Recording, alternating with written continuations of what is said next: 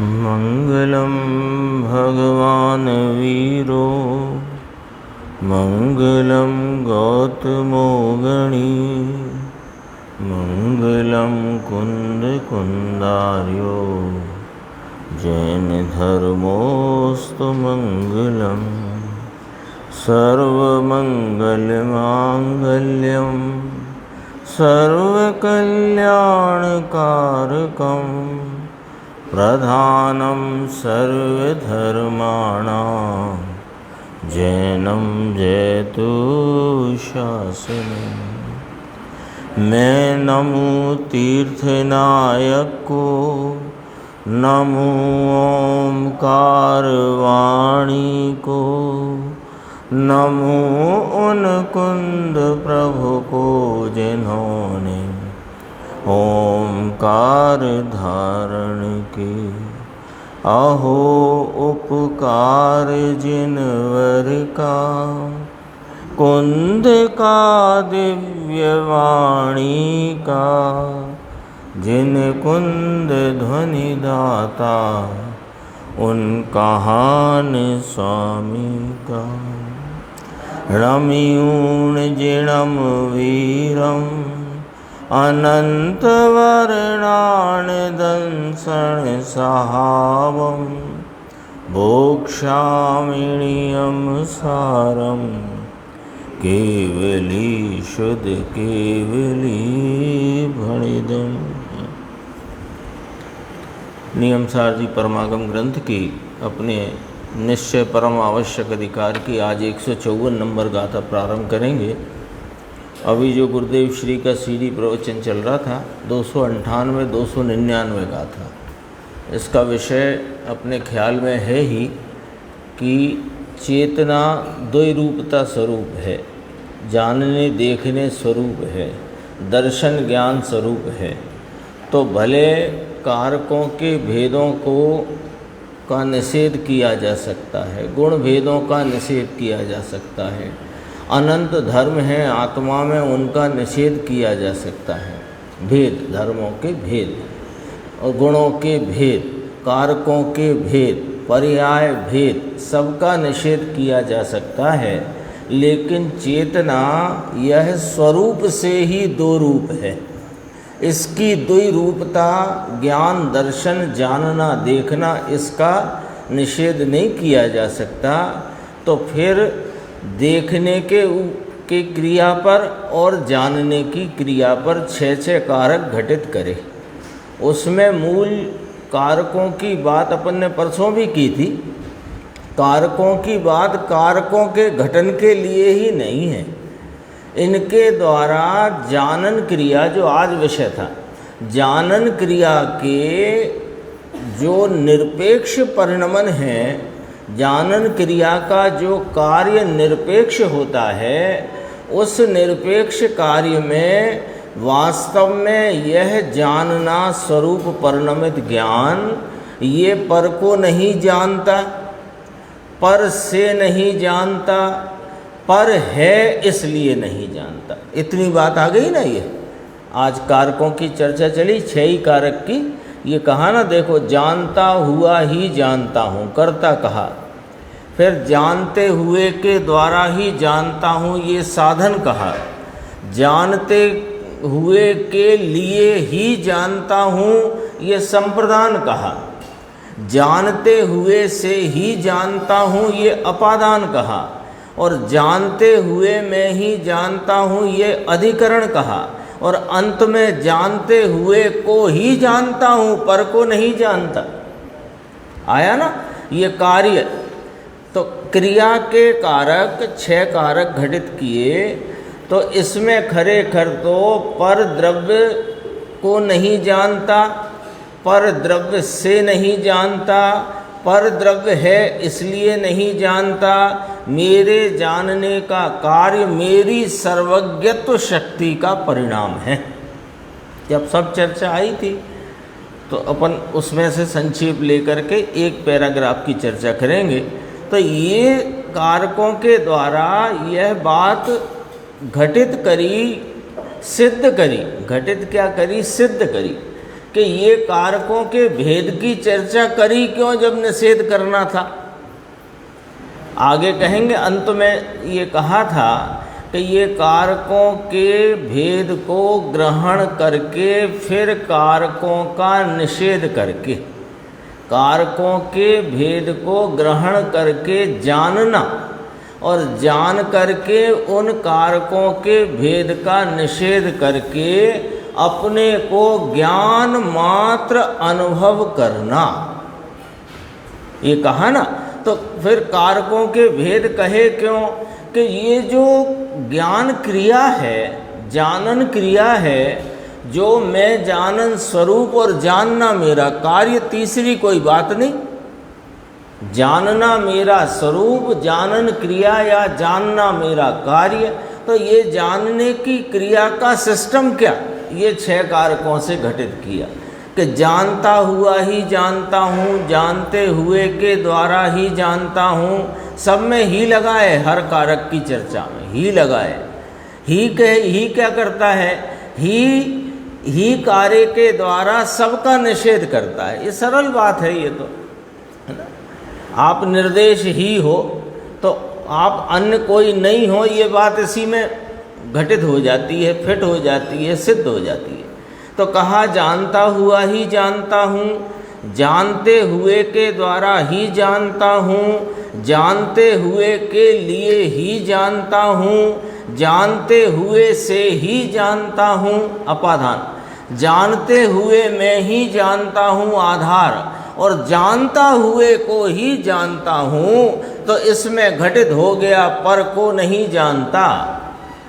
तो स्वपर प्रकाशक है कि हाँ, यह ज्ञान अपनी सामर्थ्य से, अपने सामर्थ्य रूप परिणमन में, अपनी शक्ति से ही स्वपर प्रकाशक शक्ति के परिणमन में स्वयं को और पर को प्रकाशता हुआ आप निरपेक्षपने परिणमता है। तो पर से नहीं परिणमता, ये बात के साथ साथ यहाँ यह बात भी सिद्ध करी कि खरे खर द्रव्य से भी जानना नहीं होता।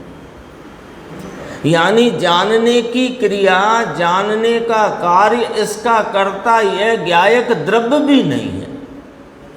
क्यों? ये कैसी कैसी बातें करते हो कि भाई ये जैन दर्शन में वस्तु के स्वरूप में 2 बातों की उद्घोषणा ऐसी की गई है कि ये 2 बातें ही घटित होती हैं। जगत में द्रव्य 6 कहे, जाति से, संख्या से अनंते कहे। प्रत्येक द्रव्य चेतन हो कि अचेतन हो, प्रत्येक द्रव्य स्वाधीनता से रहा है, स्वाधीनता से परिणमता है, निरपेक्ष तत्व है। इसको अपने परिणमन में किसी की अपेक्षा नहीं, ऐसे इसके परिणमनशीलता का स्वभाव है। ये जैन दर्शन की मुख्य बात है, जो पूज्य गुरुदेव श्री ने अपने 45 वर्षों के इस पूरे व्याख्यान के द्वारा उन्होंने यह बात पर ही जोर ही नहीं दिया, बल्कि इसी बात के आधार पर 45 वर्ष बात करी। ये 2 बातों पर, स्वाधीनता और निरपेक्षता। तो ये 6 कारकों की चर्चा अपन पढ़ते ना, तो पढ़ते में तो ऐसा लगता है कि ठीक है, जानता हुआ ही जानता हूँ, जानते के द्वारा ही जानता हूँ, जानते में से जानता हूँ, जानते, ऐसा लगता है कि ये वही की वही बात हो गई। पर ये 6 कारकों के द्वारा कोई अद्भुत शैली में आचार्य भगवान ने यहाँ पर इस बात को भली भांति सिद्ध कर दिया है कि जानने का कार्य स्वतः स्वयं अपनी स्वयं सामर्थ्य से होता है। ये सामने कोई वस्तु है तो जानता हूँ कि लो सुनो, ये वस्तु को तुम जानते नहीं। ये वस्तु सामने है इससे नहीं जानते, और ये सामने है इसलिए नहीं जानते। जानना तो स्वयं अपनी उस संबंधी के परिणमित ज्ञान पर्याय का जानना है। आ गई थी ना बात। तो इतनी सब बात इसमें आई। फिर एक चर्चा जो है वो थोड़ी सी गुरुदेव की प्रेरणा रूप है और काम की बात है, क्योंकि अपने को लगता है कि सुन तो रहे ही हैं, पढ़ तो रहे ही हैं, फिर करें क्या, करना क्या? क्योंकि हित तो करना है। इतना तो अपन ने पक्का किया है कि हमें ये जो पर्याय मिली, मनुष्य पर्याय, इसमें हमें हमारा हित तो करना ही है, ये तो किया। अब कहते हैं कि इतना किया तो बहुत बहुत खुशी की बात है, क्योंकि बहुत से जीवों को तो अभी इस तरफ का रुझान ही नहीं कि हमें अपना इस मनुष्य पर्याय में हित करना है।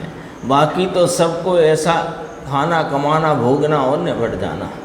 अपने कम से कम यहाँ तक तो बात खड़ी हुई कि हमको इस मनुष्य पर्याय में अपना हित करना है।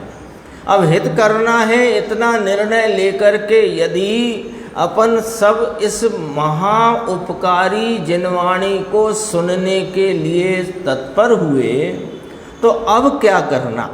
अब ये प्रश्न रह जाता है, क्योंकि रोज ही बात आती है कि दया, दान, व्रत, पूजा, उपवास, अरे स्वाध्याय भी परलक्षी है तो कोई कार्यकारी नहीं है। आती है कि नहीं आती? अब देखो गुरुदेव ने 145 पेज है, बस इतनी चर्चा है। चर्चा जो थी वो तो अपन कर चुके। एक चर्चा ये देखो इसमें प्रश्न है मुमुक्षु का, अंतर में तो किसी की सलाह काम करती नहीं। तो गुरुदेव ने कहा कि अंतर में ये ही काम करता है। क्या काम करता है? कि मैं सर्वज्ञ स्वरूपी परम स्वाधीन परम निरपेक्ष तत्व हूँ, ऐसा स्वीकार करे, ये काम करता है। आगे कहा देखो, अंदर जाए तो ये काम करे, दूसरा कुछ कर सकता ही नहीं। दूसरे में क्या समझना? कोई निमित्त देव, गुरु, शास्त्र, ज्ञानी गुरु, सत्संग, कोई कुछ नहीं कर सकता। कोई कुछ कर सकता ही नहीं, ये बात तो गांठ बांध लो, कील ठोक दो। ये ऐसी कहा ना, देखो, बीजू कोई कर सकेज नहीं। ये कठिन पड़े इसलिए क्या हो, ये बात कठिन पड़ती है। कौन सी बात? निमित्त से नहीं होता। अरे जिनवाणी में कहा, सच्चे देव गुरु शास्त्र ही तेरे इस जो तुम हित के लिए तत्पर हुए हो, हित के लिए तो तत्पर हुए, यहाँ तक तो सबने हाँ भरी है ना। तो हित के लिए जो तुम तत्पर हुए हो, इसमें निमित्त कौन कहे? जिनवाणी में कहे, देव गुरु शास्त्र, सच्चे देव गुरु शास्त्र ही निमित्त हैं। तो ये निमित्त करें क्या? कि निमित्त कुछ करेगा ही नहीं, क्योंकि निमित्त कहाँ है जिनवाणी में? मददगार तो नहीं कहा, सहायक तो नहीं कहा, कर्ता तो नहीं कहा। तो निमित्त का अर्थ तो समझना पड़ेगा। निमित्त किसे कहते हैं राकेश भाई? कि जो उसकी परिभाषा, जो स्वयं तो कार्य रूप परिणमित होता नहीं, किंतु परिणमित हुए कार्य में जिस पर अनुकूल पने का आरोप आ सके, उसे निमित्त कहते हैं। ठीक है ना? तो देवगुरु शास्त्र निमित्त हैं, यही तो लिखा जिनवाणी में। तो तुमने कैसे अर्थ निकाल लिया कि इनसे होएगा? भूल हुई कि नहीं हुई? भूल हो गई कि नहीं हो गई भाई साहब चंद्रकांत जी? भूल हो गई ना। जिनवाणी ने क्या कहा था? देव गुरु शास्त्र सच्चे वीतरागी देव, सच्चे वीतरागी गुरु, तीन कषाय चौकड़ी की अभाव रूप प्रचुर स्व संवेदन दशा वाले परम मुनि भगवंत गुरु, और उनकी परंपरा में, सर्वज्ञ की परंपरा में आए हुए जो शास्त्र हैं, वे ही सच्चे निमित्त हैं। अब ये निमित्त है कहा था, तो तुमने कैसे लगा लिया कि इससे होएगा? अर्थ तो अपन ने गलत निकाला है। तो ये यही बात यहां कही, बीजू कोई कर सकेज नहीं। बीजू में, बीजू माने दूसरा, दूसरे में क्या आ गया? निमित्त। तो ज्ञानी गुरु, कि ज्ञानी गुरु से भी नहीं होगा। जब वे समझाएंगे तो उससे तुम नहीं समझोगे, तुमको तुम्हारी समझ जो ज्ञान की योग्यता प्रमाण में उपजी उससे समझोगे और उन पर अनुकूल बने का आरोप आएगा, उससे नहीं समझोगे। देखो आगे क्या कहा, पहले इसको श्रद्धा में तो ले। किसको? जो बात अभी करी उसको। क्या बात संजय भाई? किसको, किसकी बात करी? क्या बात करी? आपके ख्याल में आई बात? क्योंकि पहले श्रद्धा में लेओ, श्रद्धा इतनी पक्की करो, ये निर्णय अपन पूछते ना क्या करें साहब, तो निर्णय करो और क्या करो। तो क्या निर्णय करो कि पहले इतना तो निर्णय करो। देखो एक निर्णय तो ये किया, तब तो यहाँ अपन एकत्रित हुए। क्या निर्णय किया कि इस मनुष्य पर्याय में हमको हमारा हित अवश्य करना है। इतना निर्णय किया तब तो यहाँ आए हैं ना। अब ये यहाँ आ गए, अब क्या निर्णय करना कि श्रद्धा में इसको पक्का करना। किसको पक्का करना? निर्देश कि जो कुछ कार्य है वह स्वयं में स्वयं से ही होता है, दूसरा कोई कुछ कर सकता ही नहीं। ये निर्णय करो। देव गुरु शास्त्र ये कोई कुछ कर सकते ही नहीं, ऐसा निर्णय करो। उसका लॉजिक भी अपन ने देख लिया। क्योंकि आपको किसी को ऐसा आशंका हो जाए कि आगम कहे कि सच्चे देव गुरु शास्त्र की शरण में आओ और तुम कहते हो उनसे होएगा नहीं, तो शरण में आओ ये बात कही, ये भी खरेखर व्यवहार की बात है। व्यवहार की बात है।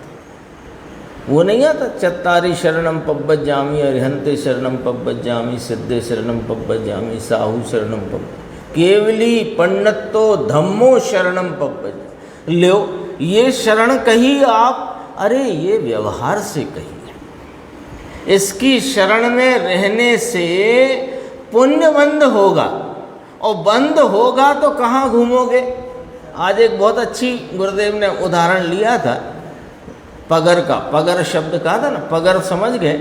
जैसे कोई जंगल में कहीं भटक जाए तो अब निकलना हो बाहर गांव की तरफ, सड़क की तरफ, तो कैसे निकलेंगे? तो कोई पहले व्यक्ति निकल के गया, उसके पैरों के निशान देख करके अपन निकल सकते हैं। ऐसे जो अब तक अनंते सिद्ध हो गए, वे जिस मार्ग पर चले उनके जो पगर हैं, उन्होंने क्या किया?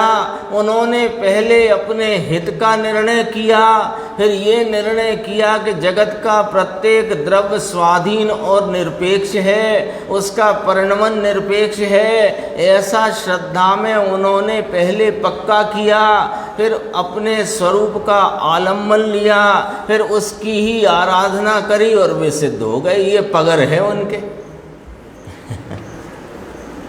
तो पहले श्रद्धा तो पक्की करो। क्या करें? इस प्रकार अंदर होएगा तो ही कल्याण होएगा, ऐसा है। इसके सिवाय किसी रीति से कल्याण का पंथ है नहीं। भले सम्यक दर्शन बाद में होए, लेकिन उसके पहले विकल्प सहित निर्णय तो करो कि ऐसे ही होगा, ऐसे हो जाएगा। कुछ ऐसा भी करो, कुछ ध्यान करो, कुछ ज्ञान करो, कुछ और उपवास आदि करो, सब थोड़ा थोड़ा करो, कहीं से हो जाएगा।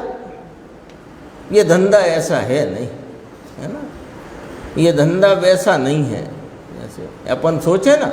थोड़ी मसूर भी लो, थोड़ा गेहूँ भी लो, थोड़ा चना भी लो, थोड़ा सोयाबीन भी लो, फिर कोई ना कोई में तो फायदा हो ही जाएगा। ये धंधा ऐसा नहीं है। तो एक सूत्रीय कार्यक्रम है।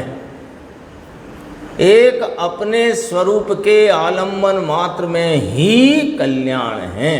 तो ये पक्का तो करो कहा कि अरे विकल्प वाले ज्ञान में तो अभी ये इतना पक्का करो, अभी अपने विकल्पात्मक ज्ञान में, बहिर्मुखी ज्ञान में ये बात भी अभी उतनी दृढ़ता से जमी है कि नहीं जमी, सबको अपना अपना हिसाब लगाना चाहिए। देखो आगे कहते हैं, विकल्प कैसा विकल्प? राग। अरे राग सहित निर्णय आता है पहले। 13वीं गाथा में और सब स्थान पर आई है बात, नए निक्षेप प्रमाण से पहले निर्णय करे। विकल्प रूप है ये, विकल्प आता है, होता है, फिर इसको छोड़ दे। तो ये विकल्प है, वह भी अभूतार्थ है, उसका लक्ष्य छोड़कर अपने स्वरूप का आलम्बन ले तो इसका हित हो सकता है। ये बात कही। और एक चर्चा थी 146 पेज पे, बस 2 पंक्ति हैं, आया था। देखो, पर्याय और द्रव्य 2 स्वतंत्र चीज हैं। पर्याय द्रव्य को जाने बराबर पूरी रीति से।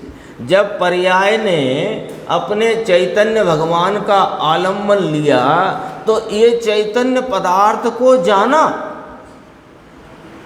तो जाना तो क्या जाना कि उसका जितना जैसा स्वभाव है उसका आंशिक प्रकटपना पर्याय में जानने वेदने में, जानने में तो पूरी वस्तु ली और वेदने में उसका आंशिक निर्मल प्रकटपना आया। लेकिन ये पर्याय में द्रव्य नहीं आया और द्रव्य पर्याय में नहीं गई, पर्याय द्रव्य में नहीं गई। सम्यक दर्शन की पर्याय द्रव्य को छूती नहीं है। लिखा है, इसी में लिखा है, सम्यक दर्शन में बल है तो भी सम्यक दर्शन की पर्याय द्रव्य में जाती नहीं और द्रव्य में सम्यक दर्शन की पर्याय आती नहीं। और द्रव्य अनादि से दुखी और विपरीत दृष्टि वाला था और अब पर्याय में उसकी दृष्टि सुप्रीत नाम सच्ची हो गई, लेकिन द्रव्य पर्याय में आया नहीं और पर्याय द्रव्य में गई नहीं। अपन चलते हैं अपने कारण कार्य नियम भाग 6 में और 154 गाथा की स्वाध्याय प्रारंभ। पेज नंबर 221 है, गाथा सूत्र है। देखो, यदि सकदि कादुम जे पड़ि कमणादिम करेज झाणमयम सत्य विहीणो जाजई सद्हणम जीव कायबम करी जो सके प्रतिक्रमण आदि ध्यान मैं कर जे अहो कर्तव्य छे श्रद्धाज शक्ति विहीन जो तुम होए तो। ये बहुत नियमसार ग्रंथ की बहुत अत्यंत महत्वपूर्ण गाथा है ये 154 नंबर गाथा। देखो, पहली पंक्ति अपन पढ़ते हैं टीका की, इसी पृष्ठ पे नीचे है। यहाँ नाम इस गाथा में शुद्ध निश्चय धर्म ध्यान स्वरूप प्रतिक्रमण आदि ही अपना चल गया ना। पहले व्यवहार चारित्र की बात आई, फिर उसके बाद निश्चय प्रतिक्रमण, परमार्थ प्रतिक्रमण कहो, परमार्थ प्रतिक्रमण, प्रत्याख्यान, आलोचना, समाधि, आवश्यक, सब बातें आई ना। तो ये निश्चय प्रतिक्रमण, निश्चय प्रत्याख्यान, निश्चय आलोचना, निश्चय परम समाधि, निश्चय आवश्यक क्या क्या है कि एक आत्म स्वरूप के ध्यानमयता का नाम ही ये सब है। प्रतिक्रमण, प्रत्याख्यान, आलोचना, समाधि अथवा आवश्यक जो कहो, वो सब क्या है कि एक अपने पवित्र शुद्धात्म स्वरूप आत्मा की ध्यानमयता की जो क्रिया है उसका नाम ही वास्तव में ये सारा जो निश्चय प्रतिक्रमण आदि कहा। तो कहा इसमें कि शुद्ध निश्चय धर्म ध्यान स्वरूप प्रतिक्रमण इत्यादि ही करने योग्य है, ऐसा इस गाथा में कहा। ये कहा ना उत्थानिका में। अब गाथा क्या कहती देखो, यदि किया जा सके तो अहो ध्यानमय प्रतिक्रमण आदि करो। यदि किया जा सके तो आपसे यह कार्य यदि हो सके तो क्या करो कि ध्यानमय प्रतिक्रमण आदि करो। ध्यानमय समझ गए? ध्यानमय, ध्यान किसे कहा? अपने स्वरूप शुद्ध स्वरूप के आलम्बन द्वारा शुद्ध स्वरूप की ध्यान रूप जितनी क्रिया है वो सब प्रतिक्रमण प्रत्याख्यान आदि कहलाई। तो कर सको तो ये करो। ये गाथा में बहुत अद्भुत बात अपने कुंद कुंद स्वामी ने कही, और वो बात अपने को सीधी उपदेश रूप है। समझना इसमें क्या कहते हैं। कर सको तो अहो ध्यानमय प्रतिक्रमण आदि करो, और यदि तुम शक्ति विहीन हो, इतनी सामर्थ्य पुरुषार्थ इतना अभी तुम्हारा नहीं उपड़ रहा हो, पुरुषार्थ इतना नहीं उठता हो, तो वहाँ तक भैया श्रद्धान ही कर्तव्य है। क्या मतलब निकला? अभी तो अपन टीका पढ़ेंगे, अभी तो इसमें ही इतना अर्थ सीधा आता है। क्या लिखा? यदि तुम शक्ति विहीन हो। यहाँ कौन सी शक्ति की बात लेना? संगनन आदि शरीर के नहीं है भैया, अब हमसे इतना बनता नहीं है, बीमार इत्यादि हैं, तो वो नहीं, क्योंकि उसमें तो इसके आलम्बन से तो कोई चारित्र है ही नहीं ना। इसके आलम्बन से जड़ की क्रिया है, विकल्प है, वह आचारित्र है। चारित्र तो सिर्फ एक चैतन्य भगवान के आलम्बन में वर्तने वाली उपयोग की एकाग्रता रूपी जो ध्यानमय प्रतिक्रमण आदि है, वो उसकी शक्ति कौन सी कहलाएगी? अपने स्वरूप की एकाग्रता वाला पुरुषार्थ वीर्य, वो शक्ति यदि नहीं उठती हो, शक्ति हो तो वही करो। और कर रहे हैं पद्म प्रमलधारी देव, कुंद कुंद आचार्य देव ने किया, अमृतचंद्र आचार्य देव, पूज्यपाद स्वामी, सब तो हैं भावलिंगी संत। तो ओ इतनी जितनी यानी छठवें सातवें गुण स्थान की भूमिका प्रमाण का तो किया, क्या निश्चय प्रतिक्रमण आदि। और आगे के कलश में कहेंगे कि केवल ज्ञान लायक यहाँ नहीं है ध्यान, अभी उसकी भी चर्चा करें।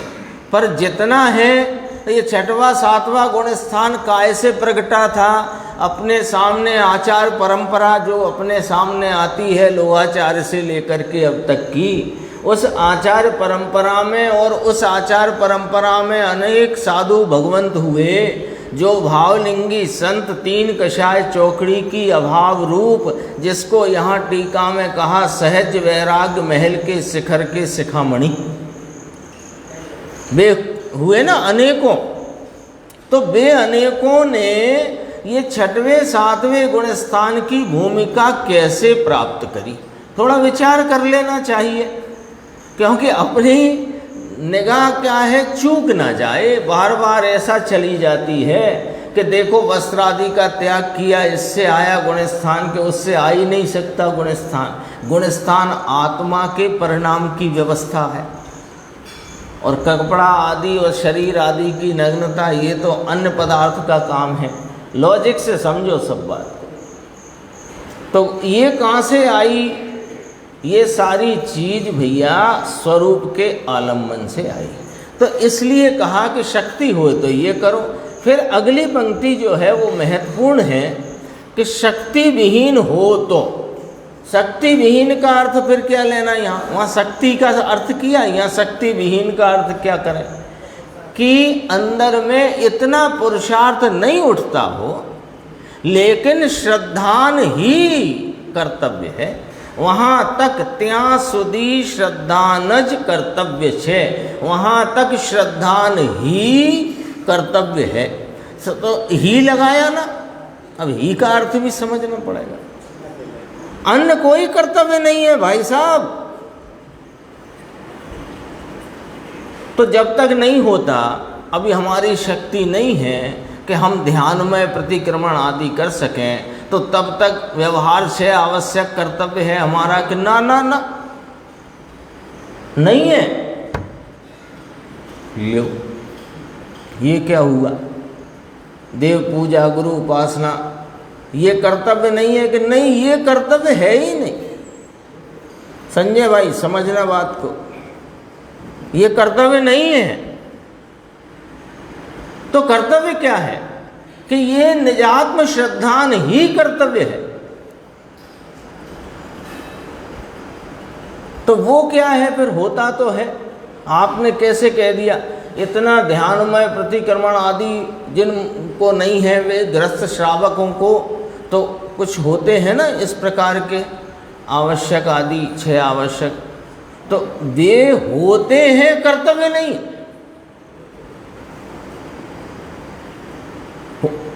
होते हैं, कर्तव्य नहीं है। अंतरंग में स्वरूप श्रद्धान से चौथे गुणस्थान की भूमिका के उपरांत स्वरूप का विशेष आलंबन लेने से जो 2 कषाय चौकड़ी की अभाव रूप दशा में 5वां गुणस्थान जो प्रकट हुआ है, उस गुणस्थान में वे अपने आत्मा के आलंबन में रहते हैं, और जितना नहीं रहते हैं उतना इस जाति के उनकी भूमिका में विकल्प होते हैं, कर्तव्य नहीं। और जिसने इसे कर्तव्य माना वो मिथ्या दृष्टि है। जिसने यह व्यवहार कार्यों को कर्तव्य माना है वह कौन है? मिथ्या दृष्टि। कर्तव्य का मतलब क्या करना चाहिए? यहाँ पूज्य कुंद आचार्य देव 154 नंबर याद कर लो, 154 नंबर गाथा नियम सार जी परमागम में आदेश करके गए हैं कि जहाँ तक यह ध्यान में प्रतिक्रमण आदि न होए वहाँ तक शुद्धात्मा का, निजात्मा का श्रद्धान ही, भाई जी किसका कर्तव्य? हाँ, निजात्म श्रद्धान ही कर्तव्य है। तो अन्य जो कुछ कहा गया वो तो जिसने इस कर्तव्य पथ पर कदम रख दिया है, कर्तव्य पथ आ गया, निजात्मा का श्रद्धान जिसको हो गया, फिर स्वरूप के आलंबन के द्वारा स्थिरता बढ़ गई है, तो इस प्रकार के भूमिका अनुसार के विकल्प आते हैं, कर्तव्य नहीं। सारा जोर इस पर है। चलिए टीका में अपन देखते हैं पद्म ब्रह्मलधारी देव क्या फरमाते हैं। देखो, ये 4-5 पॉइंट में समझो पद्म ब्रह्मलधारी मुनिराज की स्वयं की ही बात है और उनकी भी बात है, और जो जिन शासन में साधु हैं, मुनि हैं, जो आत्मा के उत्कृष्ट आराधक हैं, उनका क्या स्वरूप है वो यहाँ 3 पंक्तियों में कहा गया है। एक एक करके अपन देखते हैं। देखो, सहज वैराग्य रूपी महल के शिखर के शिखामणि। सहज वैराग्य ये क्या हुआ कि स्वाभाविक वैराग्य। स्वाभाविक वैराग्य कहाँ से प्रगटेगा? स्वभाव में से कि बाहर में से? सीधी तो बात है। शक्कर में स्वभाव से मिठास है, तो जो मिठास प्रगटती है वो चम्मच में से प्रगटती है कि शक्कर में से प्रगटती है? अपन ने ऐसे दूध में डाली ना शक्कर, तो अब वो दूध में मिठास आई, प्रगटी कि नहीं? मिठास प्रगटी। अपन भले दूध में उसे अनुभव करेंगे तो उसको कहा दूध मीठा हो गया, इतना कहने में कोई दिक्कत नहीं है। अब ये शक्कर का स्वभाव क्या है? तो उसे क्या कहेंगे? शक्कर में सहज मिठास है। तो वो जो मिठास आई है वो चम्मच में से आई है कि जहां है उसमें से आई है। तो सहज वैराग्य रूपी ये आत्मा स्वभाव से ही वीतराग स्वरूप है। ये परिणति में जो वैराग्य जागृत होता है, प्रकट होता है, व्यक्त होता है, वह स्वभाव में से होता है, स्वभाव के आलम्बन से होता है। और ऐसे वैराग्य रूपी परिणति जिनकी बहुत घनी मोटी है, तो उसको महल के शिखर का शिखामणि कहा। ऐसे मुनि भगवंत, साधु भगवंत, एक बात कही। दूसरी बात, कैसे हैं वे?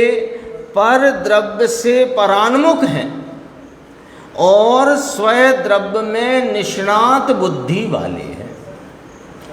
पर द्रव्य से परान्मुख हैं, पंच परमेष्टि से परान्मुख हैं, अनंत सिद्धों से परान्मुख हैं, अरिहंत भगवान से परान्मुख हैं, समो शरण में विराजमान भगवान और वहाँ जो केवली शुद्ध केवली उनसे भी परान्मुख हैं, और स्वयं द्रव्य में निष्णात नाम कुशल बुद्धि वाले प्रवीण हैं। अपने स्वयं द्रव्य में निष्णात बुद्धि यानी प्रवीणता प्राप्त है उन्हें।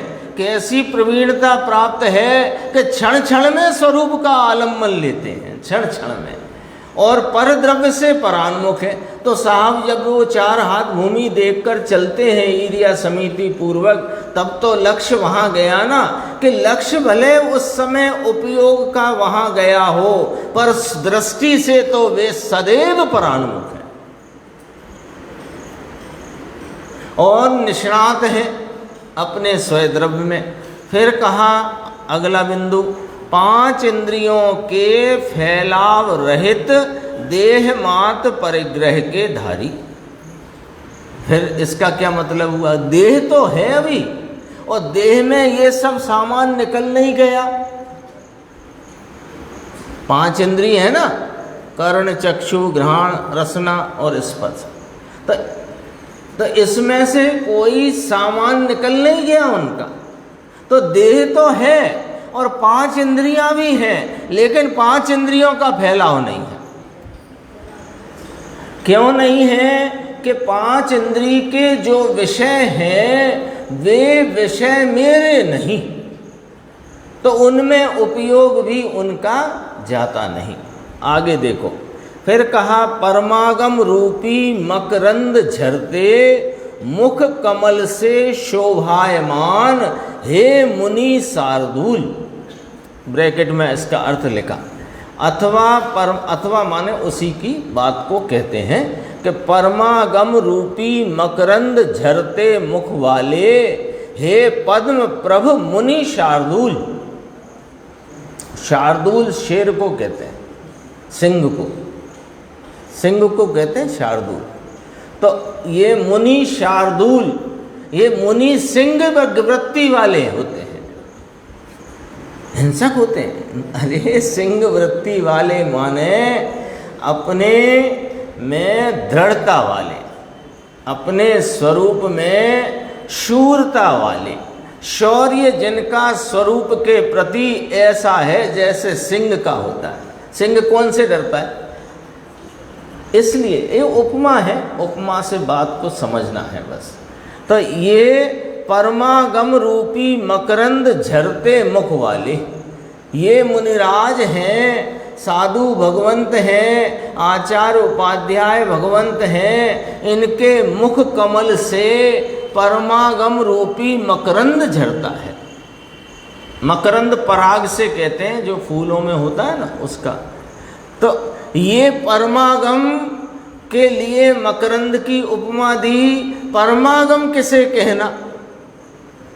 परम आगम। आगम है, आप्त की वाणी को आगम कहते हैं। उसमें फिर परम शब्द लगा है, जो शुद्धात्म तत्व की व्याख्या करता हुआ जो मुनिराजों का कथन है उसे यहाँ परमागम कहने में आया। तो ऐसे परमागम रूपी मकरंद जिनके मुख से झरता है, ऐसे मुनिराज। अब आगे बात बढ़ती, अभी तो ये उनकी समझो स्वरूप बताते हुए 5 पॉइंट आए। अब क्या कहते हैं कि सहनन और शक्ति का प्रादुर्भाव होए तो मुक्ति सुंदरी के प्रथम दर्शन की भेंट स्वरूप निश्चय प्रतिक्रमण, निश्चय प्राश्चित, निश्चय प्रत्याख्यान आदि शुद्ध निश्चय क्रियाएं ही कर्तव्य है। यही कहा ना। कौन को कहा? मुनिराजों ने, मुनिराज टीकाकार मुनिराज ने स्वयं से भी कहा, मुनियों से भी कहा, और जो धर्म के इच्छुक हैं उनसे भी कहा, सबसे कहा। मुख्यतः चूंकि नियमसार है ना, तो मुनि की है इसमें। अभी क्या कहा इसमें? शक्ति का प्रादुर्भाव दो प्रकार कहे, व्यवहार और निश्चय दोनों। सहनन की बात करके वो निमित्त की बात करी। सहनन से होता है ये नहीं कहते, समझना। सहनन देखो, अब इसमें लिखा है सहनन नहीं है इसलिए नहीं होता, कि ना ना सुनो भैया सुनो, ये तो जब जीव की शुक्ल ध्यान रूप ऐसी योग्यता होती है, परम एकाग्रता की उग्रता वाली योग्यता होती है, तो निमित्त में सहनन उस प्रकार का होता है। सहनन से उग्रता होती है ऐसा बिल्कुल नहीं है। हाँ, वज्र विषभ नाराज सहनन है, इसलिए वह स्वरूप में बहुत उग्रता से लीन हो जाते हैं कि नहीं नहीं नहीं, वह तो स्वयं के अंतरंग पुरुषार्थ के उत्थान में वे एकाग्रता रूपी उग्रता में वर्तते हैं, और वहाँ निमित्त में जो देश संयोग में है उसमें सहनन ही इस प्रकार का होता है निमित्त रूप से। तो वो उसका यहाँ जिक्र किया निमित्त का। और शक्ति का अर्थ है अपना अंतरंग पुरुषार्थ। प्रादुर्भाव हो माने उसका प्रागट्य हो, वह प्रकट हो, ऐसी शक्ति और सहनन निमित्त में। तो मुक्ति सुंदरी के प्रथम दर्शन की भेंट स्वरूप निश्चय प्रतिक्रमण, निश्चय प्राश्चित, निश्चय प्रत्याख्यान आदि शुद्ध निश्चय क्रियाएं ही कर्तव्य है। ठीक है। फिर आगे कहते हैं, यदि इस दग्ध काल रूप, हीन काल रूप, अकाल में, तीन बातें कह दी इस पंचम काल की, अभी वर्तमान अवस्था को बताते हुए। दग्ध काल कहा इसको। दग्ध तो समझते हैं, जला हुआ। दग्ध माने जलना, तो जला हुआ काल है, यानी अच्छा काल नहीं इतना, हीन काल है, इसमें भी वही अर्थ निकला। और अकाल कहा, अकाल का अर्थ काल नहीं, यानी योग्य काल नहीं इतना कहा। अकाल क्या कहा?